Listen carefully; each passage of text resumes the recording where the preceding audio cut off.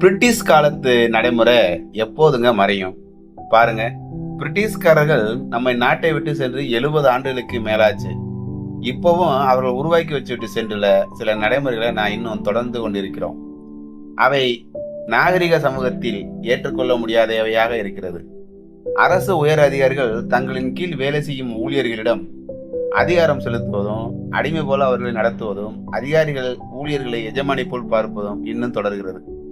மாவட்ட ஆட்சியர் அலுவலகங்களை பார்த்தீங்கன்னா வெள்ளை உடையில தலையில டர்பன் அணிந்து கூத்துகளில் கட்டியம் கூறும் கோமாளியை போல கலெக்டரின் குரல் கேட்டவுடன் ஓடி நிற்கும் ஒருவரை பார்த்திருப்பீர்கள். இவரை தபேதார் என்று அழைப்பார்கள்.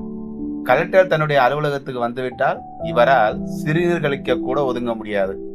ஒவ்வொரு ஆட்சியருக்கும் 3 ஷிப்டில் பணி செய்ய இம்மாதிரி ஊழியர்கள் இருக்கிறார்கள். அலுவலகத்தில் மட்டுமல்ல, கேம்ப் ஆபீஸ் எனப்படும் அவரது வீட்டிலும் இதே வேலையை தொடர வேண்டும். இதே போன்று தாசில்தார் துவங்கி டிஆர்ஓ எனப்படும் மாவட்ட வருவாய் அலுவலர் வரை குறிப்பிட்ட உயர் அதிகாரிகளுக்கு தபேதார் உண்டு. மாநகராட்சி கமிஷனர் மேயருக்கும் உண்டு. மாநில அமைச்சர்களுக்கும் உண்டு.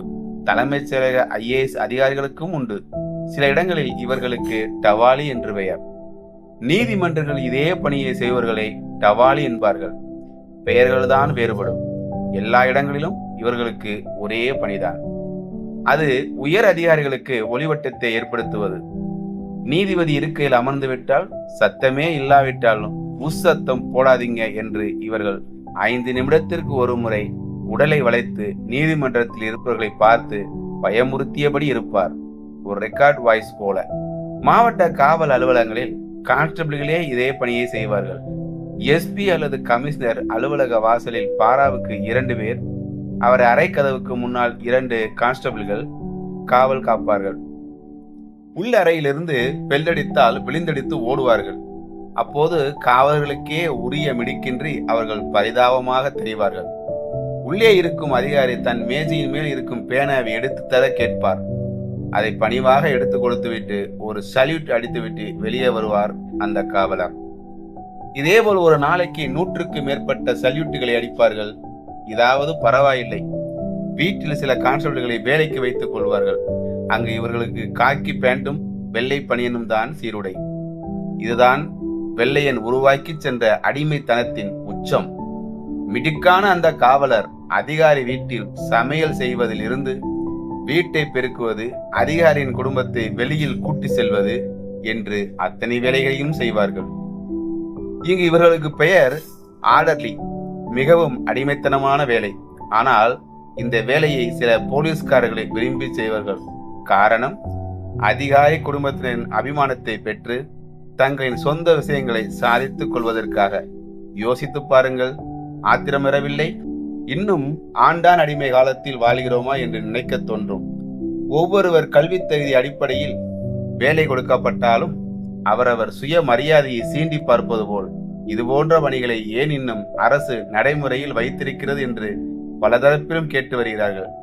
இது தலையாரி என்று சொல்லப்படும் கிராம உதவியாளர்கள் தாலுகா அலுவலகத்திலும் RTO அலுவலகத்திலும் சுழற்சி முறையில் இறங்கி தங்கியிருக்க வேண்டும் என்ற நடைமுறைதான். அந்த காலத்தில் தாலுகா அலுவலகம் பாதுகாப்பற்ற இடங்களில் அமைந்திருக்கும். பல ஊர்களை பற்றிய ஆவணங்கள் அங்கே இருந்ததால் கிராம உதவியாளர்களை தங்க வைத்திருக்கிறார்கள். இப்பொழுது பாதுகாக்க வேண்டுமென்றால் வாட்ச்மேன் அல்லது பிரைவேட் செக்யூரிட்டி போடலாம். ஆனால் இப்போதும் அந்த பழைய நடைமுறையை தொடர்வதால் பலரும் பல இன்னல்களுக்கு ஆளாகி வருகிறார்கள். சில ஆண்டுகளுக்கு முன் மதுரை கலெக்டர் அலுவலக வளாகத்திற்குள் அமைந்திருக்கும் தெற்கு வட்டாட்சியர் அலுவலகத்தில் இரவு பணியில் கிராம உதவியாளர் ஒருவர் மர்மமான இறந்து கிடந்தார். அன்று இரவு வரை தன் குடும்பத்தினரின் செல்போனில் பேசியிருக்கிறார். இரவு திடீரென்று மாரடைப்பு ஏற்பட்டதால் கட்டிலில் படுத்திருந்த உருண்டு இலை விழுந்திருக்கலாம் என போலீசார் கூறினார்கள். துணைக்கு ஆளில்லாமல் ஒரு பிரிட்டிஷ் காலத்தின் நடைமுறையால் அவர் உயிர் பிரிந்துள்ளது. வறுமையில் உள்ள அவர் குடும்பத்தினர் முதலில் மரணத்தில் சந்தேகம் உள்ளது என்று சண்டை போட்டாலும் சூழ்நிலை கருதி சமாதானமாகி அவர் மரணத்தை ஏற்றுக்கொண்டார்கள். அவர்கள் பிரச்சனை செய்தால் அரசு வழங்கும் இழப்பீடு கிடைக்காது என்று மிரட்டி இருக்கிறார்கள். வேலூர் ஆதிதிராவிடர் அலுவலகத்திலும் ஊழியர் ஒருவர் இரவு பணியின் போது இப்படி நடிரவில் மாரடைப்பு வந்து காப்பாற்ற ஆளின்றி போராடி இருந்ததாக சொல்வார்கள். இப்படி இந்த வேலையில் சிக்கிக்கொண்டு பலர் மனரீதியான பிரச்சனைக்குள்ளாகி தவிப்பதோடு மதுவுக்கு அடிமையாகி உடல்நலத்தை கெடுத்துக் கொள்கிறார்கள்.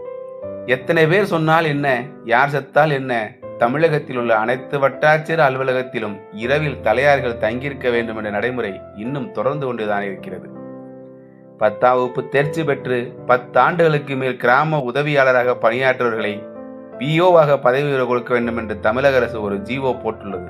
அதையும் இன்னும் நடைமுறைப்படுத்தாமல் காலம் தாழ்த்தி வருகிறார்கள். என்னென்ன காரணங்களுக்காகவோ பொதுநல வழக்கு போடும் நம்மவர்கள் இதுபோல அரசு அதிகாரிகளிடம் அடிமைகளாய் சிக்கித் தவிக்கும் கடைநிலை அரசு ஊழியர்களை மீட்க வழக்கு போடுவார்களா?